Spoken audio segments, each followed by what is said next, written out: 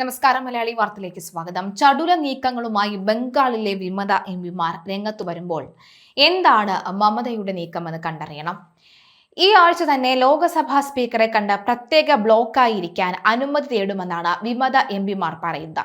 ഇരു സഭകളിലുമായി 30 എംപിമാർ ഉണ്ടാകുമെന്ന് വിമത ക്യാമ്പ് അവകാശപ്പെടുന്നു. മുനിസിപ്പൽ കൗൺസിലർമാരും മമത ക്യാമ്പ് വിടുമെന്നാണ് സൂചനയുള്ളത്. ദില്ലി യാത്രയ്ക്ക് മുൻപ് കൗൺസിലർമാരുടെ അടിയന്തര യോഗം മമത വിളിച്ചു ചേർത്ത വിമതർക്കും BJPക്കും ഒപ്പം നീങ്ങരുത് എന്ന് മമത അഭ്യർത്ഥിച്ചിട്ടുണ്ട്. BJPയുമായി സഹകരിച്ച പാർലമെന്റിൽ പ്രത്യേക ബ്ലോക്കായി ഇരിക്കാനാണ് വിമത എംപിമാരുടെ നീക്കം. ഭരണഘടനാ ബില്ലുകളിലടക്കം BJPക്ക് പിന്തുണ നൽകും. DMKയ്ക്കൊപ്പം തൃണമൂൽ കൂടി എത്തുന്ന സാഹചര്യം പാർലമെന്റിൽ BJPക്ക് വലിയ നേട്ടമാകും. അതേസമയം ഋതബ്രത ബാനർജിക്കൊപ്പം പോയ MLAമാരെ എങ്ങനെയും തിരികെ എത്തിക്കാനുള്ള ശ്രമത്തിലാണ് മമതാ ബാനർജി. MLAമാരുമായി സംസാരിച്ച മമത പ്രശ്നങ്ങൾ ചർച്ചയിലൂടെ പരിഹരിക്കണമെന്ന ഉറപ്പ് നൽകിയിട്ടുണ്ട്. തനിക്കൊപ്പം ഉണ്ടാകണമെന്ന് വൈകാരികമായി അഭ്യർത്ഥിച്ചിട്ടുണ്ട്. അഭിഷേക് ബാനർജിയെ അംഗീകരിക്കില്ലെന്നാണ് വിമത MLAമാരുടെ നിലപാട്.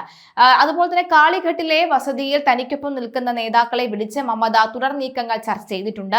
കുറെ നാളുകളായി മമതാ ബാനർജിയുടെ തലയിലൂടെ പുകയാണ് പൊക്കോണ്ടിരിക്കുന്നത്. കാരണം ഒരു വശത്ത് വിളിക്കുമ്പോൾ മറുവശം പോകുന്ന ഒരു സാഹചര്യം ഉണ്ടാകുന്നു. ഇനി തന്റെ ഭാവി സംരക്ഷണത്തിലാക്കണമെങ്കിൽ പഠിച്ച പണി 18 നോക്കിയാലേ മതിയാകൂ എന്ന് വ്യക്തമായിട്ടുണ്ട്.